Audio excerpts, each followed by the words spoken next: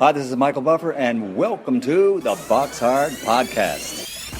Hello, everyone. This is Mikey Garcia. Yo, it's your boy, the odd guy himself, Malik King Scott. Hi, I'm Charlie Edwards. This is Fast Eddie Chambers, and you're listening to the BoxHard Podcast with my main man, Joey Coastman. Hello, everybody, and welcome to episode 54 of the BoxHard Podcast. I'm your host, Joey Coastman. I'm joined, as always, by Ayaz Sumra. Ayaz, how you doing? I'm good, Joey. How are you? Very, very good, my friend. Very, very good. Now, we're going to delve straight into part one. We're going to get straight into part one. Of course, part one containing mainly of the review part of the show, where we review the fights from last weekend. Now, we're going to start with a card that took place on the Friday. This was the card that happened over in Glasgow, Scotland, of course. Top of the bill over there, Ricky Burns. He put his WBA World Super Lightweight title on the line, his 140 title. His record going into this bout, 40 wins, 5 losses and 1 draw. He got in there against relatively unknown Kirill Relik. Now, Relik actually had a record of 21-0, 19 of those 21 wins by knockout. He was, of course, trained and promoted and managed, I believe, by Ricky Hatton. So, yeah, Ricky Hatton, of course, had full faith in his man, and he started the fight really, really good, to be honest. He really did. He started the fight really well. He was able to land pretty much at will on Ricky. Ricky looked really awful for the first few rounds, I've got to be completely honest there. In the middle rounds, I think that Ricky kind of picked it up a little bit. He seemed to sort of, I don't know, it seemed like maybe he knew he was getting beaten up a little bit, and he just went back and it kind of just clicked. He come out, he was a little bit, he seemed a little bit more warmed into it. He seemed a little bit more switched on. I think maybe losing a couple of the first few rounds, maybe it was a bit of a wake-up call. And like I say, he came out, he won quite a few of the middle rounds pretty wide. He was hurting his opponent a little bit as well. And, of course, Relik, even though he's got a nice record, 21-0, 19 knockouts, he's never faced anyone of Ricky Burns' level. That's for sure.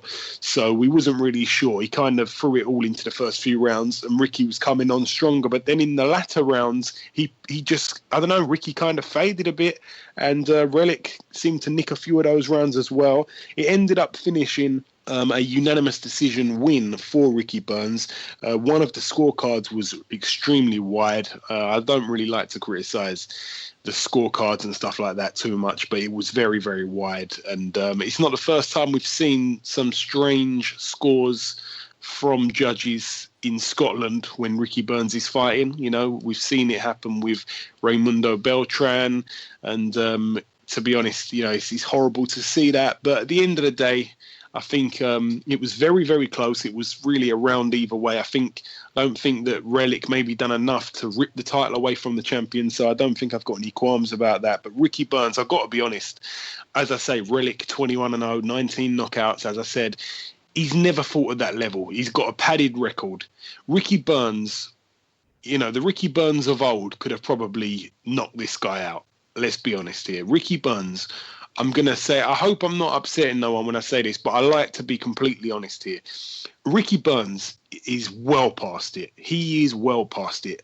If he fights Broner like they're saying, Broner knocks Burns out. Simple as that. I hope I'm wrong, because I will never, ever, ever favour anyone over a Brit. I stick with my Brits down to a T. I really do. I back them no matter what. No matter if I completely don't like them, I will still favour a Brit over a foreigner coming over to try and beat, especially one of our world champions. So I really like Ricky Burns. I got talking to him once at one of Joshua's fights, and he was such a lovely guy. But I've got to be honest, he's well washed up now, and he's there for the taking. He's easily the weakest champion.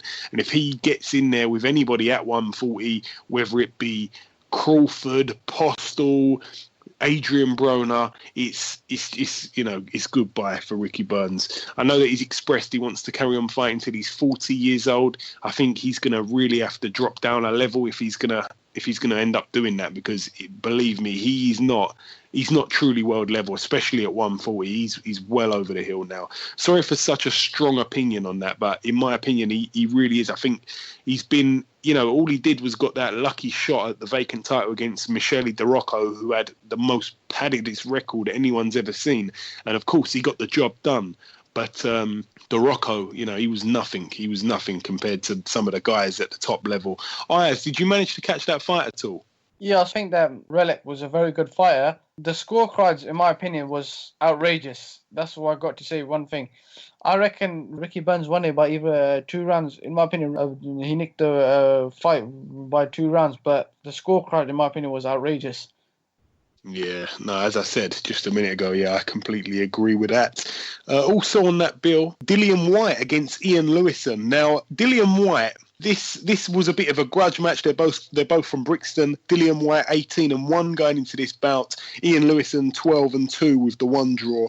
It was for a vacant British heavyweight title, which was probably the only good thing about the whole contest. It's good to see that we've got a new British champion, because that belt was in the limbo a bit. No one quite knew what was going on with it. For quite a while, Dillian Whyte's wanted to fight for it. He finally got that chance. It was against a local rival of his.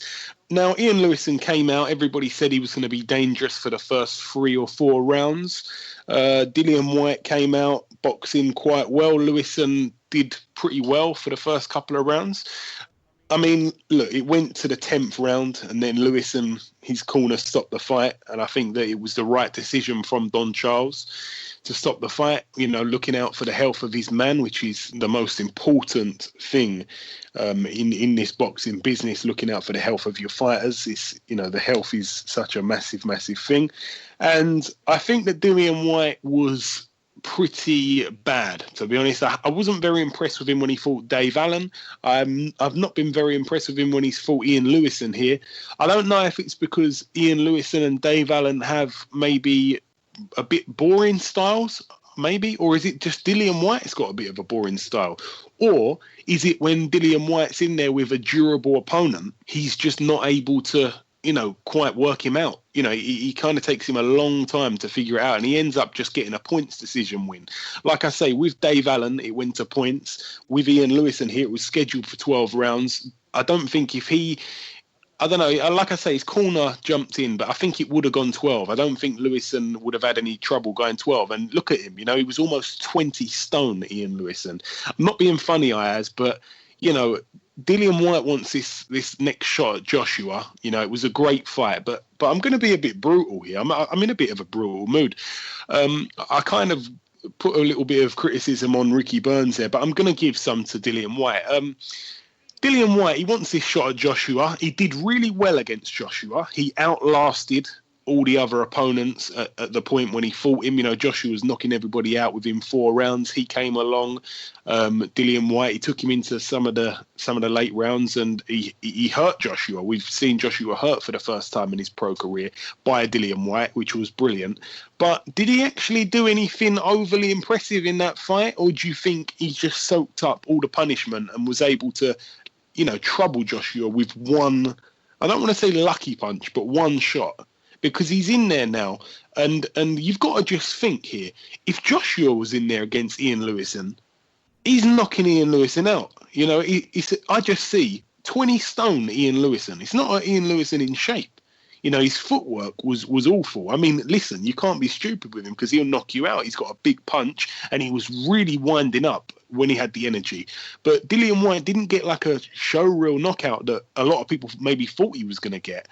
And I think Joshua just absolutely wiped the floor with him. And that's me being, some people criticize me for being a little bit, not really like jumping the gun with Joshua. A lot of people are like, oh, you're a hater of Joshua. No, I'm completely not. But he would have wiped the floor with this guy, and Dillian Whyte didn't do nothing of the sort. So I'm certainly not, my juices are certainly not flowing for the rematch between Dillian Whyte and Joshua. And that's what Dillian Whyte wants. So I'm not so looking forward to that, if I'm completely honest. He's definitely got to fight someone where he looks brilliant. And hopefully we see him in there against Chisora. But I'm a bit worried because, again, these two men, Dave Allen and Ian Lewison, have proved to be durable fighters. If he gets in there with Chisora is a durable mofo, yeah?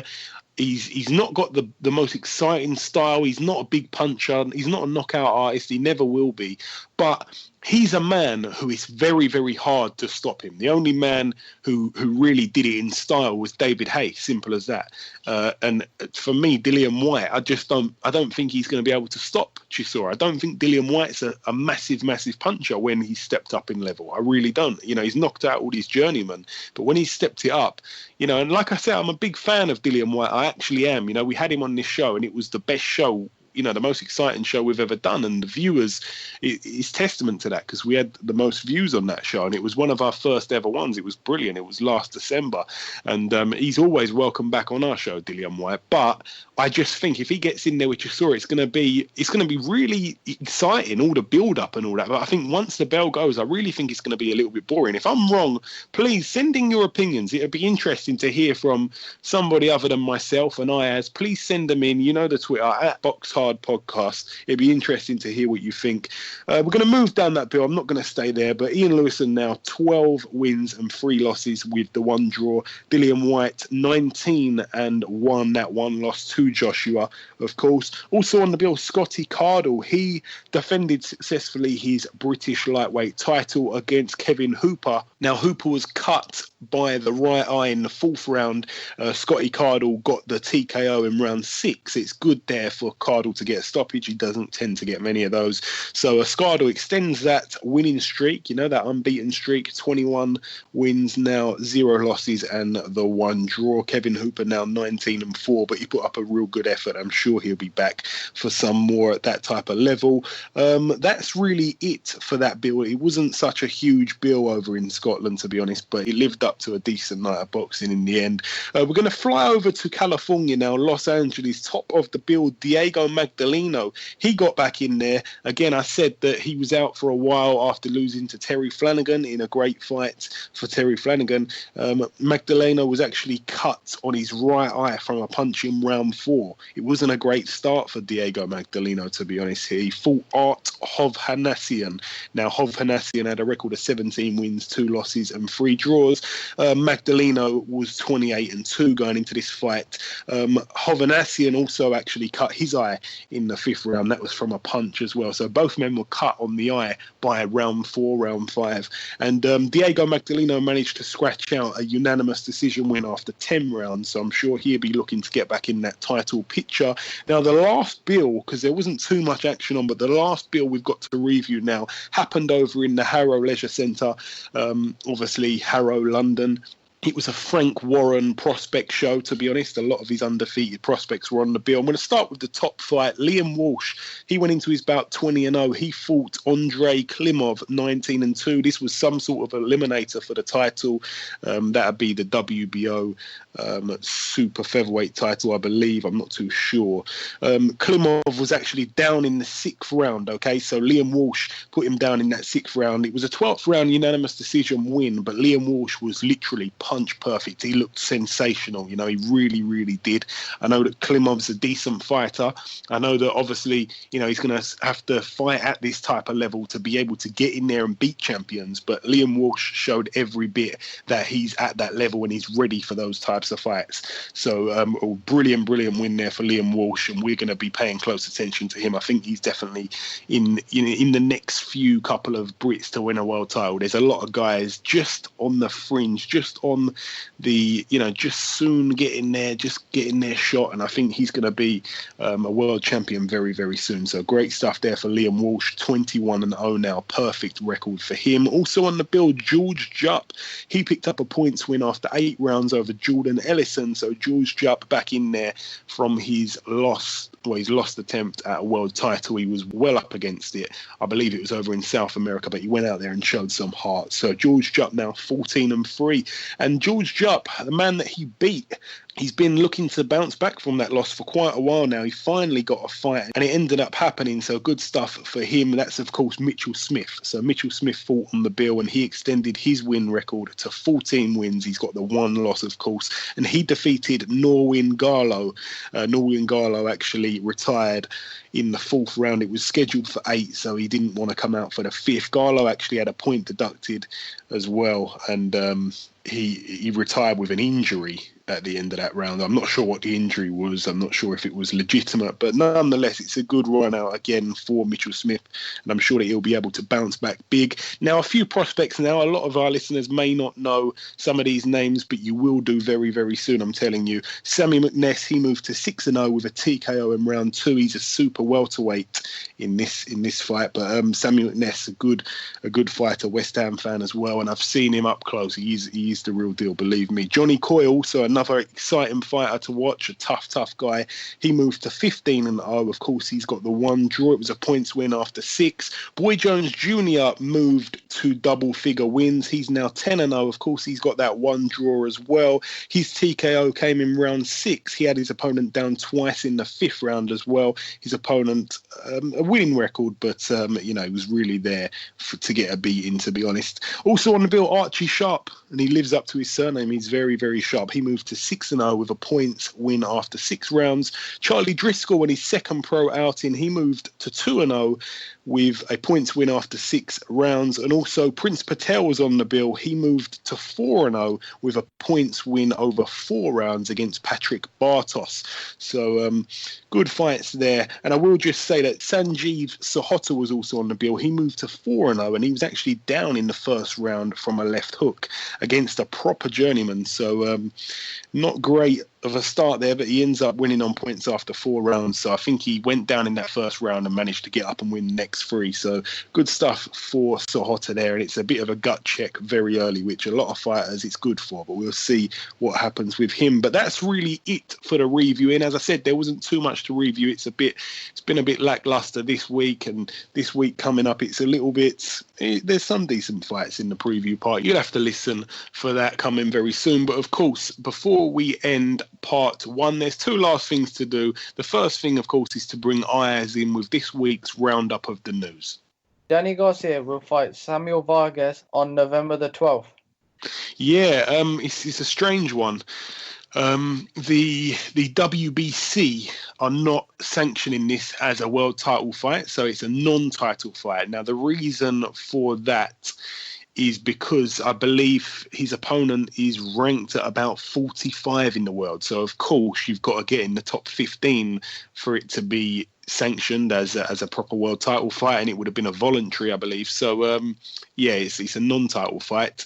There were a lot of rumours, of course, that Mayweather was going to return and fight Danny Garcia in September of this year, which ended up not happening, and we've been yet to see Danny Garcia in a proper good fight. He's always called a cherry picker, and it's a horrible name, and I don't like to throw it out, but when he brings up fights like this for the fans, it's a bit hard not to side with the general consensus, but I hope we see him get in there and mix it up, because when we've seen him do it, when we've seen him get in there against guys like Lucas Matisse, he's done really well. So he finds a way to win most of the time anyway. There's a couple of wins that he's got that I'm not quite in agreement with, but he's a good fighter. But it's a shame to see him fighting guys like this, and especially when he's a world champion. Why is he having non-title fights? I don't know. Is it a warm-up to something? I really, really hope so. Ayaz, is there any more news for us? Heavyweight star Luis Ortiz has joined Matchroom Boxing and will top the bill in Monte Carlo, facing Malik Scott in the main event. Yes, that's happening on the same night. That's actually on the 12th of November as well. Now, I've got to say, this was a bit of a shock. I really do have to say so. It was a bit of a shock. Now, I know that Luis Ortiz, obviously the Cuban heavyweight, he doesn't even speak any English, and it's just strange because a lot of his fights have been, in different parts of the world, really, mainly in America. And now he's fighting with Eddie Hearn. So it'd be interesting to see what they do with him. You know, are they going to bring him over to the UK to fight in some fights? We'll have to wait and see. But it was definitely a huge shock. And you'd think that he'd be put in there with maybe Anthony Joshua in the future. Is that the plan that they've got for him? I don't know. But I'll tell you what, that'd be a good fight. There's a lot of people that are, as I say, a little bit like myself, they're not too quick to start waving the Joshua flag that he's the best heavyweight in the world and he's the best thing since sliced bread. But I tell you what, if he fights Luis Ortiz and he was able to do something like knock him out, then I tell you what, a lot of people, a lot of doubters will definitely start, waving that flag. And me, I'll definitely be one of them. I want to see Joshua smash someone up who's definitely someone that I'd say is a genuine top 5, top 6, top 7, top 8, top 9, top 10. You know, we just have not seen that yet. It definitely wasn't Brazil, and it definitely wasn't Charles Martin. Yeah, he's in this fight against Malik Scott. It's definitely a bit of a strange one. Again, Malik Scott has been out of the ring for such a long time. I think he last fought in November of 2015. So it's going to be like a year out of the ring, which is obviously bad stuff when you're getting in there against an unbeaten Cuban southpaw who can really bang. So Malik Scott's definitely up against it. He's a personal friend of mine, and I am not too happy about this fight being made. But I tell you what, if anybody can outbox the Cuban, then it certainly is Malik Scott. So as long as he can stay away from those big left hooks, he's got such a great left hook, Ortiz, and of course he's good with his right hand as well.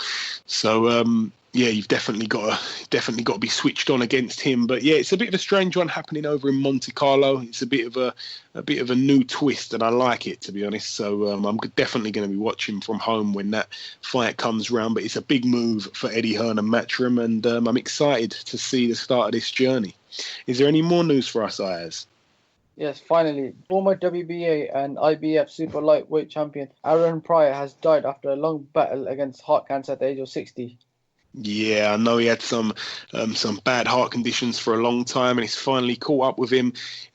Rest in peace, of course, to Aaron Pryor, a good fighter, a man that got in there, wasn't really afraid of nothing. He got in there and he gave us some really entertaining fights, and he was a good champion. He really was almost a bit of a forgotten man, actually, when we look back at some of the older generation of fighters. He was a tremendous fighter and a good champion. And I tell you what, it's been 2 weeks back to back now that we've had losses of boxers. Last week it was a very different scenario with Mike Tao, a man that passed away, of course, doing what he would be, what he loved to do, which was box. Now this is a death as well, but of course this is a man that's been there and done it, and it was very much a long-term medical thing, so it's not as much of a shock, but it's still a life lost, which you can't justify. It's still heartbreaking. So it's been a bad 2 weeks for boxing with the 2 lives lost, and hopefully in the next week it's a good week to bounce back with. So is that it for the news, Ayaz? Is there any more for us at all? Yes, that's it for the news.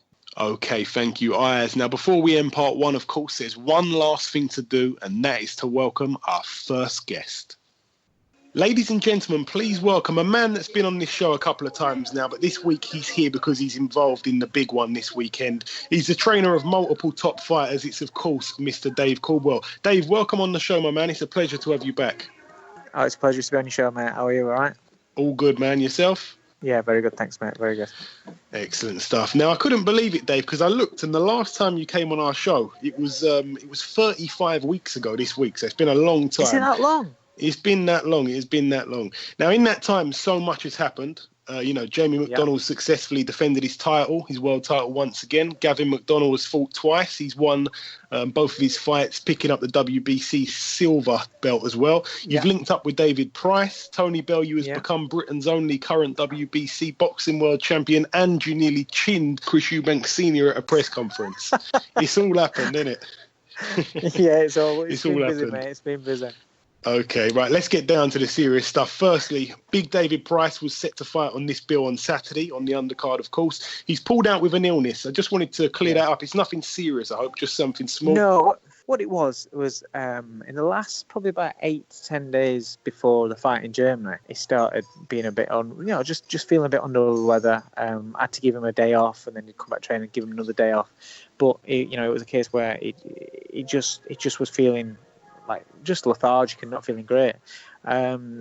We got the fight done because we knew obviously he'd been out for so long and we were desperate to fight. It's the only date it got really concrete, so we got the fight, got it out of the way. But in the changing rooms before the fight, he just started with a cough.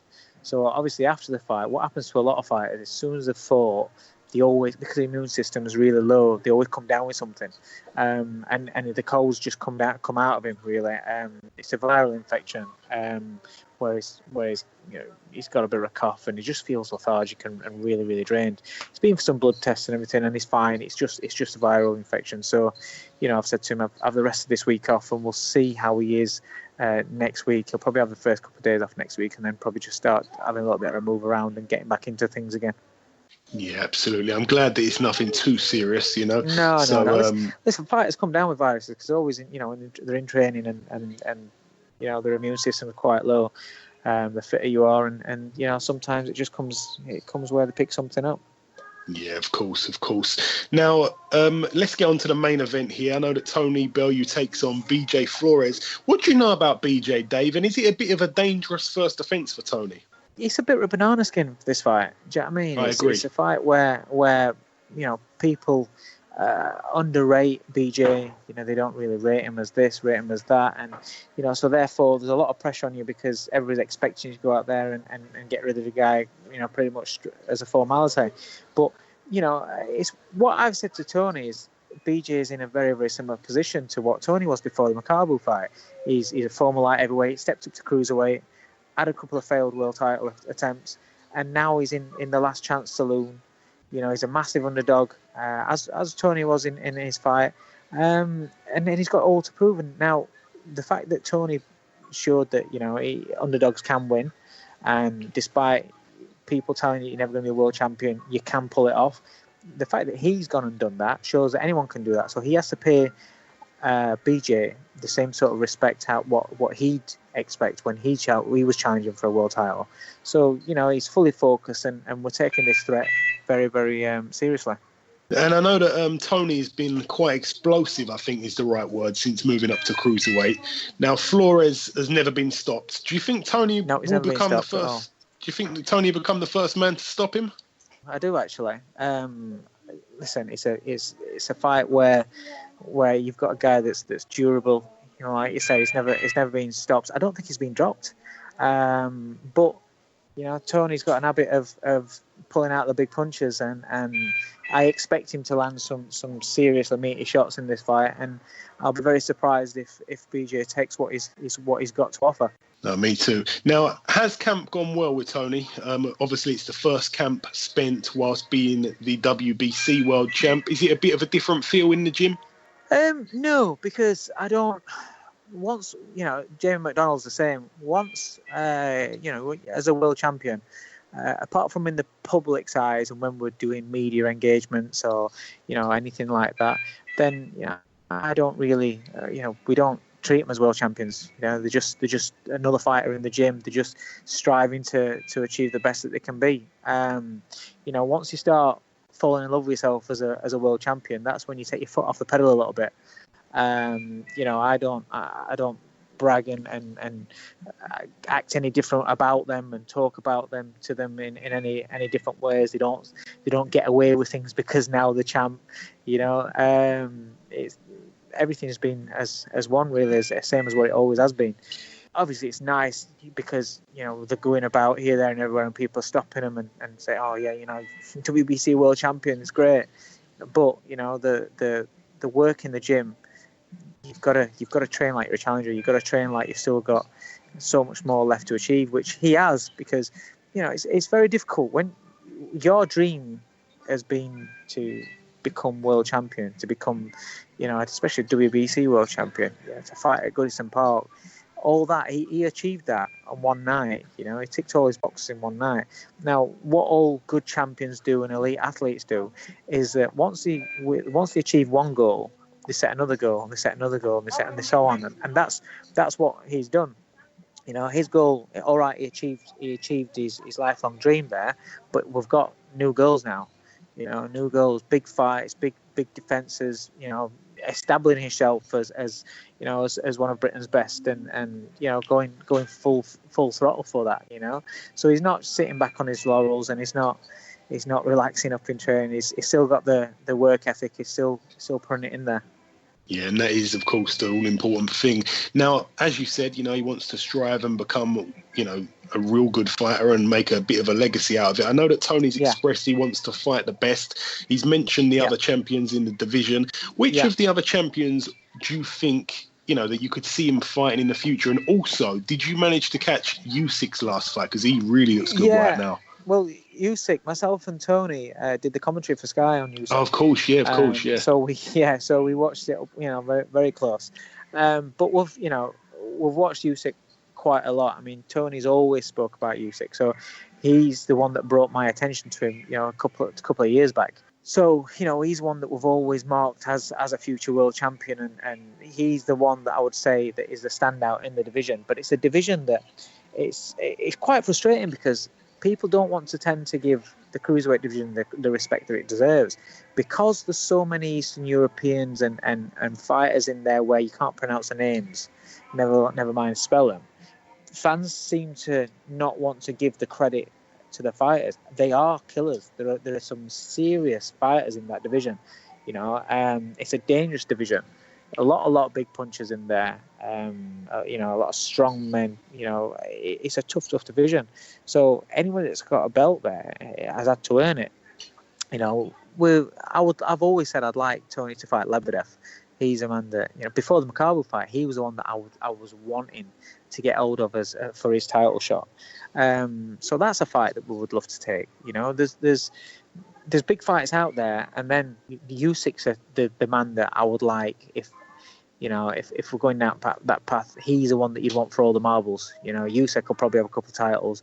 Hopefully we get a couple of titles. Nick a couple of titles off of Lebedev, and then you're doing it for everything on the line to fight someone like Usyk. That's how highly I rate Usyk. I think he's a serious threat in the division. But it's a division that's stacked full of very good fighters, very, very good fighters. Yeah, I agree. But no, he's a good fighter without a doubt. That'd be a wicked clash down the line.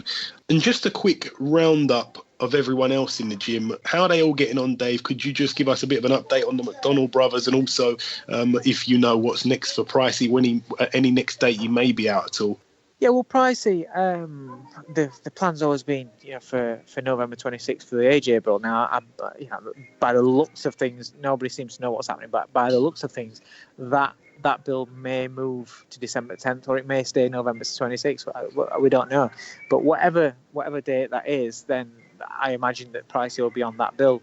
I imagine. But MGM and the Sowlands will get the rest together, and they'll put him on whatever show that they decide, along with Eddie, if it's an Eddie Earn show. So they'll sort that out. But that's the date that we've got in our mind, and that's the date that we're working towards for Pricey.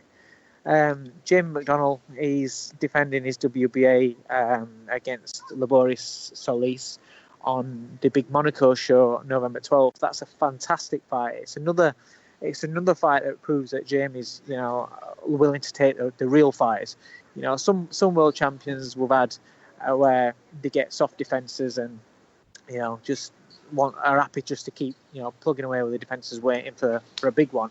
Jamie's been actively looking for the big fights. We were waiting on Warren. We thought that we were going to be fighting Warren. That fight date now looks like it's been put back. They're talking about they want to do that fight in possibly January. So we need to make a defence before that. And Jamie wanted something that can get his teeth into. We had a bit of a last minute opportunity at defence last time out. That's why he fought that Vargas, but it was only like a last minute opportunity. So that was his little soft touch, so to speak, after the Kameda fights. Which I think he deserved, and I don't see why not. But he wanted something that he can get his teeth into. We was hoping for Haskins Hall winner or Warren, but Haskins is injured, so that one was out the window. He even threw his hat into fighting Rigondo a few months ago. He's a real throwback fighter. He knows that he's not going to get the respect that he deserves, because let's face it, he was an unbeaten IBF champion. He fought the WBO champion, and the night before got stripped, what should have been unification. So he should have a WBO belt as well. But he's still kind of like the forgotten man when people are talking about world champions and Britain's best.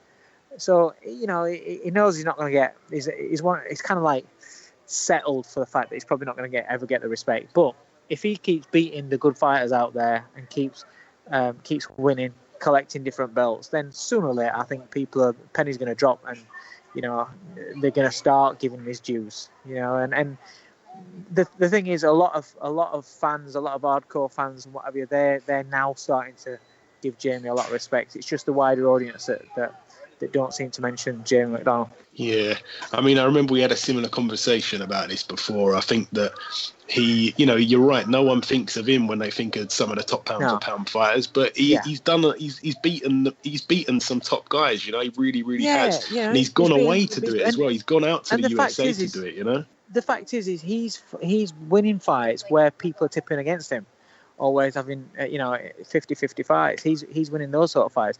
A lot of fighters are winning fights where there's 70-30 in their favour, 60-40 maybe in their favour. Jamie's done it the hard way all the way through. So he deserves a lot of respect and a lot of credit. And listen, it's what I keep saying to them all. All you can do is keep winning.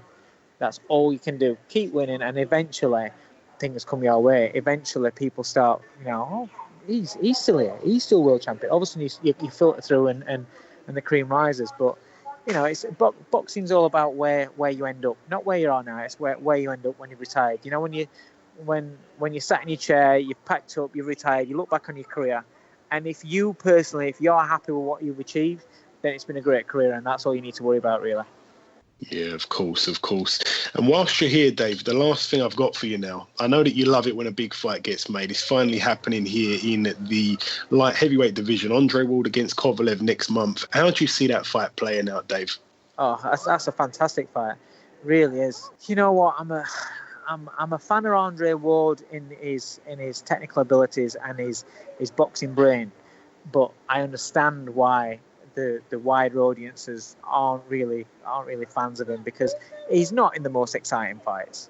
But ability wise and boxing wise, he's absolutely he's fantastic. Kovalev is just he's a fan's dream, really. He goes in there with one intention, and that's to break you and knock you out. And he showed in the Hopkins fight that he can actually box a little bit as well. So his boxing skills are underrated, because you just genuinely focus on his power. But in this fight, I just get the feeling that because Andre Ward's very good at nullifying what you do, that's his main objective, really, is when he goes in the ring, he goes to nullify your strong points, nullify what you're good at. Now, if he can nullify Kovalev, then I think it makes it quite a maybe not the most exciting sort of fight, but I see a lot of tying up, a lot of niggling him on the inside, little shots on the inside, and working him out. And I think Ward beats him on points, to be honest. I think Kovalev will get really frustrated. But the thing about Kovalev, it's that hard that in 12 rounds, he's got 12 rounds to catch Ward clean. And then we'll see how Ward reacts. So obviously we know that Ward's been done before, been dropped before by Darnell Boone, who's not anywhere near in the same sort of bracket. But that's a long time ago. And the thing is now, when we always say about fighters learning from the mistakes, you can come back from being stopped and being knocked out. You look at Ward and how he's adjusted his style. And now his style now is where he doesn't get hit, or he doesn't take shots flush. I think he's got the frame to box to compete with Kovalev on the inside, and the strength to compete and tie him up and nullify what Kovalev wants to do. It's just whether if Kovalev can land a couple of shots up top and if he can take him out. I think that's the intrigue all the way through the fight. But if I had a gun to my head, I would go with Andre Ward. Yeah, I'd have to agree with that, to be honest, Dave. It is the general consensus, but what a fight! Yeah, it's purely just down to him. He is an expert at nullifying what you do, and that's the main thing. That's the main thing. Once and Kovalev, yes, he has got some boxing ability, but he's not the most complex when it comes to his attacks. So you're not talking about a guy that's going to be very. If you're a master at nullifying fighters, if you're a good defensive fighter, he's not the hardest to work out. He's not really going to do things that are so surprising and unorthodox that Ward will find difficult to break down and to nullify. So, for that reason, I'll go with him. Yeah, it'd be interesting. Like you say, he's a bit. Fight. he's a bit like straightforward, Kovalev, but it's because he doesn't really need to be. You know, he doesn't need to be any different. He can just, he's got the power to just smash you up, you know. But it will be a great, great fight. It really will. It will be. And don't forget as well, Kovalev, he does get hit. You know, he does get hit. And Ward, although he may not be the most destructive puncher, is a sharp puncher. And he's a puncher that I imagine will, along with the rest of his tactics, will take a lot of steam out of Kovalev as the fight goes along. So, yeah, it's not like Kovalev's very hard to hit. He's there to beat as well. Yeah, of course. And that, ladies and gentlemen, is why Dave Coldwell is a pleasure to speak to. This man knows his boxing. Listen, Dave, Thanks, it's always a pleasure, my man. It really is. I wish you all the best of luck for Saturday night. Just before I go, the other fight that's got a big year coming ahead in 2017 is Gavin McDonnell. That's what I asked you about, but you left it out when I asked you. He's WBC number 2, and we're just sitting on that. We're waiting. He'll be back out again in December. He's learning in the gym. We'll be back out again in December in another run out, and then we'll just wait and see what's happening with the WBC title. And you know, in 2017 he'll be getting his world title shot, which will be absolutely phenomenal for him. You know, for a twin to follow in the footsteps of his brother and fight for a world title and hopefully win it, then that'll be fantastic. Yeah, I'm a big fan of Gavin McDonnell. He's been on the show a handful of times as well. A real lovely guy. So that'd be quality. Imagine that, Dave, having 2 WBC world champs under your stable. I know, it'd be fantastic, wouldn't it? It would, but you know, that's a testament to the guys that I'm working with. You know, they come in that gym, they give 100%. You know, they do exactly as we ask. You know, whatever needs doing gets done. They listen, they go out there and they practice and they practice and they practice. They've got the patience that's required, and you know, I couldn't ask for anything more as a coach. You know, to be working with 4 guys that don't give me any hassle, that I don't have any grief off them, and it's just a pleasure to work with. Excellent stuff. I'm proud for you, Dave. I really am. Now, listen, it's always a pleasure having you on the show. It really is. I wish you all the best of luck for Saturday night, my friend. Please say hello to everyone in the gym from me as well. We'll speak again soon. Thanks, mate. Cheers. Okay, now it's time for part 2 on this week's show. This part, of course, the preview part. We're going to start with a fight card that's happening over in Australia. Just one fight I want to mention on that bill. Top of the bill, Daniel Gill. He's fighting for the vacant IBO World Super Middleweight title. So Daniel Gill's moved up in weight. And, of course, it's the IBO title, which isn't really regarded as one of the top belts. The amount of times I'm about to say that. So I'm not sure what he's doing fighting for it, but I'm sure it'll get him in some kind of good position to fight for something a little bit more legitimate, I hope.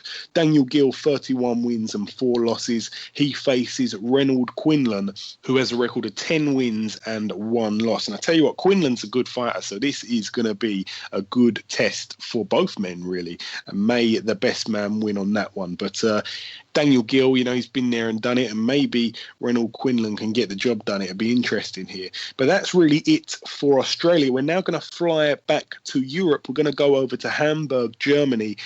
Top of the bill, a man called Noel Gever, who's actually has a great record of 21-0, and he is the current WBO International Cruiserweight Champion. He puts his belt on the line against Scotland's very own Stephen Simmons. So we're all behind him. I think, remember he had that bit of a feud with Wadi Camacho, and Wadi Camacho called him the Cookie Monster. He's quite a funny guy, Stephen Simmons. I remember he turned up with Cookie Monster pants on for the weigh-in. He's quite comical, to be honest, but a good fighter, and he got the job done against Wadi Camacho in a really good fight. So Stephen Simmons, 15-1, and we wish him all the best of luck out there in Hamburg, Germany. I hope that if it does go down to the decision, it's going to be a fair one. But Stephen Simmons can bang as well, so best of luck to him. But that's really it for Germany. We're now going to fly out to Pennsylvania, USA, Philadelphia, in the 2300 arena. I'm not sure if that's the proper name of it, but it's an arena in Philadelphia where there's a lot of fights that take place there. A lot of young fighters have been in that venue and fought there, and we've got some other great fighters on the bill. I'm going to start with 2 fights now. The first one, Aaron Herrera, 29-5 with a 1 draw. He's in an 8-rounder at super lightweight against Mike Yes Indeed Reed. We've had him on the show show previously, a nice guy. His record 19-0. Now, this is a good fight for him. It's definitely a step up in terms of levels here, and I wish him all the best of luck. He's a nice guy, Mike Reed. He's very soft spoken as well. He's a really nice guy. He's kind of crazy that he gets in there and bashes people up, but believe me, he does, and he'll be looking to move to 20-0 in style. So all the best to Mike Reed. And also on that bill, Tevin Farmer, 22 wins, 4 losses and 1 draw. Nobody seems to know why he's got the 4 losses and 1 draw, because he's a tremendous fighter, Tevin Farmer, and he's really looking at that world level. He wants to become a world champion very, very soon, and he's a cracking fighter. You watch some YouTube clips of Tevin Farmer. He's a real skillful boxer, believe me on that one. He takes on Orlando Rizo. It's an 8-rounder. Orlando Rizo with a record of 19 wins and 7 losses. It's a super featherweight bout, this one. So Tevin Farmer, I don't even think he needs luck. He's definitely going to get the job done here. But that's really it for Philadelphia. I believe all those fights just mentioned are all happening on the Friday. So we're now on Saturday. So this will be Saturday the 15th. We're going to fly out to Hamburg, Germany. Top of the bill, Erkan Tepe, 16-0. Of course, he got that win over David Pricing, where he knocked him out with a great shot, but then he failed a drug test. So I'm not sure what's happened with him and the ban and all that stuff, but he's back in action here, and he takes on Christian Hammer.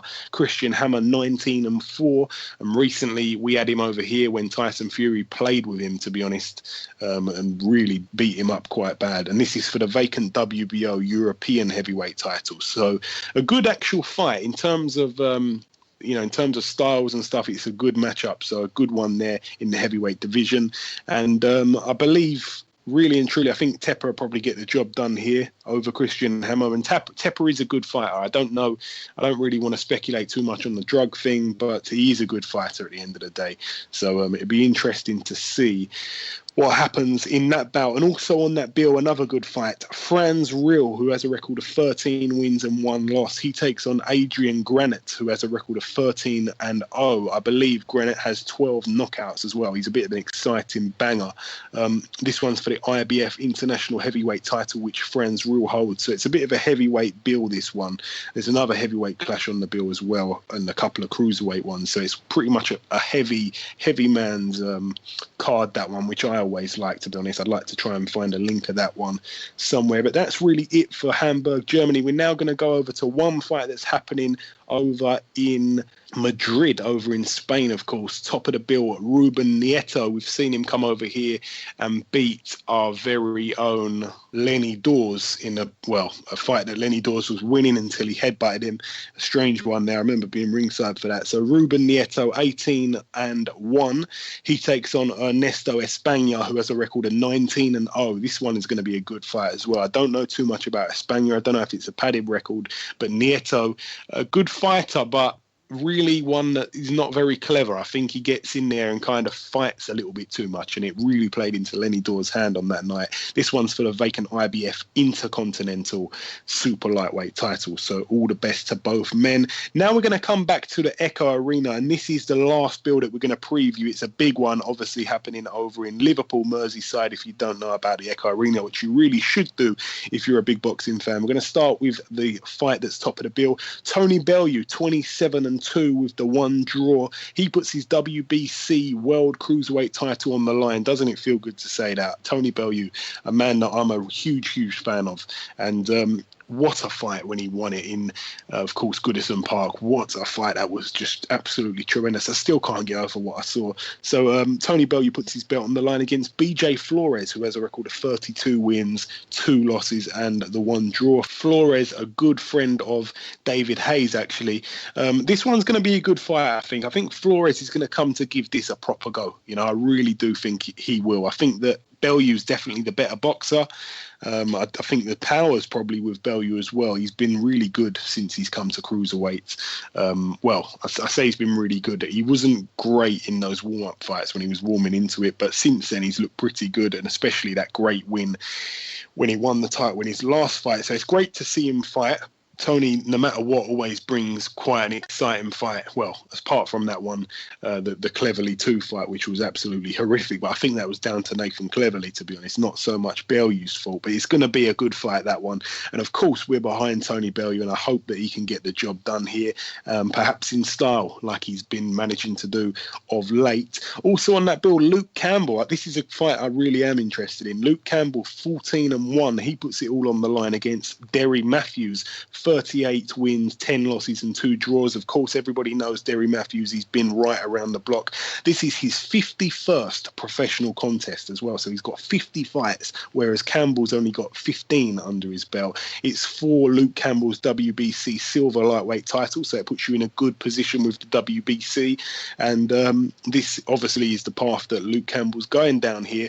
But I tell you what, Derry Matthews reckons that I've seen something where I think that he sort of said, listen, Luke Campbell's confidence has been dented by other men, and I'm going to go in there and I'm going to knock him out. And we know that if Luke Campbell's not feeling up to it, Derry Matthews will definitely, he'll love that. It'll play right into his hands, and he can get the job done early. You know, Derry Matthews he can really punch when he has to. We've seen him do the same type of stuff to Anthony Crolla, and I'm sure that Derry Matthews will come into this fight and give it all he's got. Really, he's got nothing to lose. If he wins this fight, wow, it will really, trampoline him into something big. And really and truly, Derry Matthews, after losing to Terry Flanagan in the way that he did, I think he's probably well past it. So all the best of luck to both men, but I think that Luke Campbell's definitely got to be the favourite here, and I'm going to side with him probably getting the job done. Also on the bill, good fight again, Ryan Burnett, 14-0. He puts his British bantamweight title on the line against Ryan Farag. Now, Ryan Farag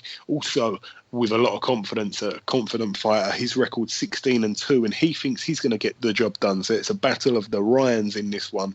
And Ryan Burnett, again, a truly good fighter. And when he's on his game and when he's focused and all the rest of it, he really is pretty impressive. So all the best to both men in that one as well. Also, Sean Mashadod on the bill. He puts his WBC International Lightweight title on the line against Francesco Patura, who is a good fighter. He's got a record of 16-1, and Sean Dodd, of course, 11-2 with the one draw. I think Patura, this is a bit of a bad fight for Sean Dodd. I think he could probably get the job done. He's a nice guy. I really hope he can get the job done. But Patura, I think, is probably the favourite in this one, in my opinion. I haven't looked at any odds or anything, but I think that Patura is the better fighter. But we've seen Sean Dodd push Scotty Cardle pretty close. So if he fights like that, then maybe he can nick it. And I wish him all the best of luck, as I say.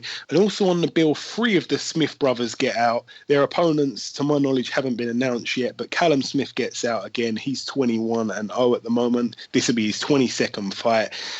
We had him on the show a couple of weeks back. A nice guy, of course. And also Paul Smith gets out on this bill. His record 38-6 at the moment. And finally, Stephen Smith gets out on this bill. I know that he's got a world title fight coming up.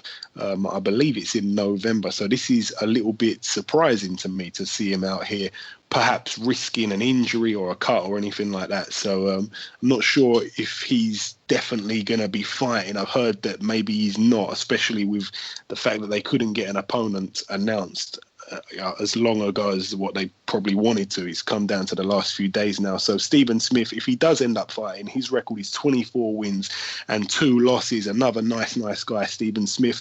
And the last fight to mention, again, his opponent hasn't been announced also, but he's also on the bill. Definitely a name that we can't miss out. Rocky Fielding, 22 wins and 1 loss. His 1 loss coming to Callum Smith, which of course that was a highly anticipated fight and one that Callum Smith delivered hugely, to be honest. A great win for him there. Probably the best win of his career, I'd probably go as far as saying. So good stuff there. But it's great to see a great card of boxing over in Liverpool taking place. All the boys from Liverpool on the bill.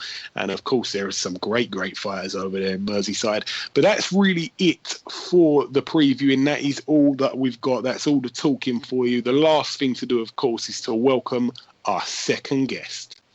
Ladies and gentlemen, please welcome a man that's fighting tomorrow night over in Philadelphia. It's none other than Mr. Tevin Farmer. Tevin, welcome on the show, my man. It's great to have you back. Thanks for having me. My pleasure, my friend. My pleasure. Now, we spoke to you exactly 10 weeks ago. It was just after your last fight. We had you on that crazy show that we did with Antonio Tarver when he came on here talking about loads of madness for about an hour. what have you been up to in the last 10 weeks or so, Tevin? Same old training. That's all I do is train, relax with my family, and train more. Okay, great stuff. Now, of course, you're fighting tomorrow night. You're fighting a man called Orlando Rizo. What do you know about your opponent, Tevin? I actually never heard of him, and I don't know much about him. The first time hearing of him was when I got called for the October show, and that was about a month ago. So that's my first time hearing of him. I never looked him up, never saw him or nothing, so I don't know nothing about him. Okay. Well, I know a tiny little bit about him. So how do you see this fight playing out? I mean, he's only been stopped once, and that was in his last fight. That was back in May of this year. How do you see the fight playing out, Tevin? As long as I get the victory, I'm okay with it. But I see another dominant performance. Yeah, so do I. I mean, that's what I'm going for, the stoppage. But I'm okay with a win. Yeah, no, of course. Definitely definitely a domination win. Yeah. I think that, I don't think you're going to need much luck. I think, he's a decent fighter, but as you say, you've got the skills. You've got the skills to do this. Do you reckon this will be your last fight of this calendar year, or do you reckon you'll fight again? Because I know you like to keep quite busy. Yeah, I love being busy. I actually got a date already scheduled for December 2nd at the same place, 2300 Arena. So after this fight, I'm right back in the gym. Oh, great. For that one.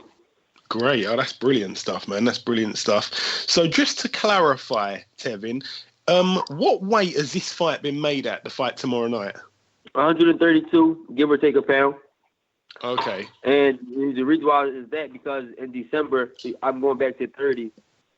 And then my last fight against Iron Red Cats, I was at 135. So yeah, that's right. Me and my team decided to, instead of jumping straight back to 30, we decided to bring it down slightly to 133 so we can make 130 back comfortable in December.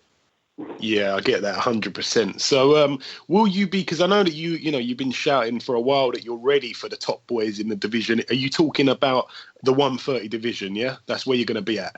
Well, I'm talking about from 26 to 35. Oh, wow. Any top fighter.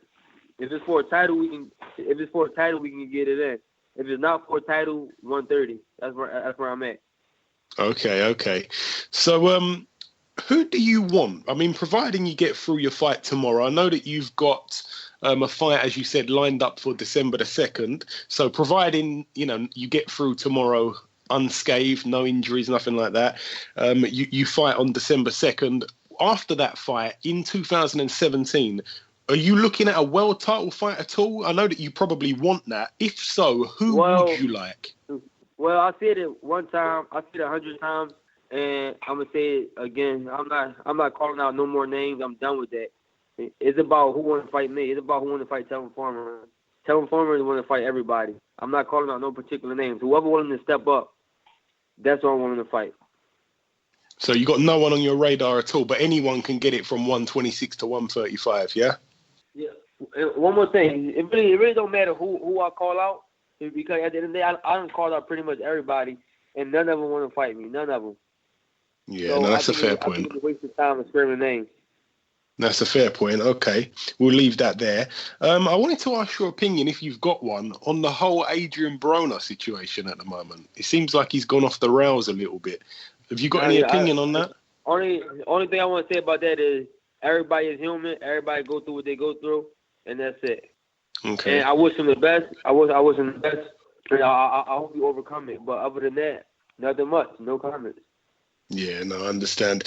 Now, finally, Tevin, I wanted to ask you your opinion on a fight in and around your division that you may have an interest in, a great fight. We're set to see a real good matchup between Lomachenko and Nicholas Waters. How do you see that fight playing out, Tevin? Well, I don't care who wins, but I think Lomachenko beat him. It's going to be a good fight because Nicholas Waters, he's tough, and he's not coming to lay down. No. But I definitely see Lomachenko coming out with the victory. I think his IQ and his boxing skills is too superb for Waters. Yeah, I think I have to agree with that.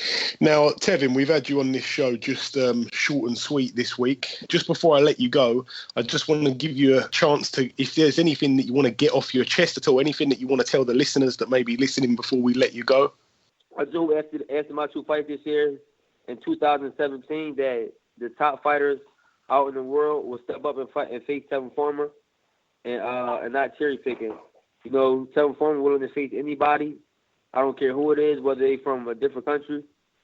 I'll go to their backyard, or whether they from here, the United States. I just want to fight the best. So hopefully they step up. Yeah, and for any of the listeners that are listening, a lot of fighters say what Tevin just said, but believe me, he really means every word of it. Okay, listen, Tevin, it's always a pleasure, my friend, to have you on the show. I wish you all of the luck tomorrow night. I don't think you're going to need much luck tomorrow night anyway, and we're going to speak again soon, of course. Yes, man, thanks for having me. I appreciate it, and for all the listeners and my fans, they just keep supporting me, and I keep fighting. Tevin Farmer there, a fighter who was once written off but is now proving all the doubters wrong. Okay, now it's time to conclude episode 54 of the BoxHard Podcast. I've been your host, Joey Coastman. Ayaz Sumra has been Ayaz Sumra. A special thank you to both of our guests from this week's show, Tevin Farmer and Dave Coldwell. It's the third time Dave has been on the show, and it's always great to hear from him. It really is. As I always say, the biggest thank you of all goes out to the listeners that make this show what it is. Please remember to share. Please remember to retweet, like, and drop us a comment. Spread the love. I hope everybody has a great weekend, and we'll see you all next week. God bless.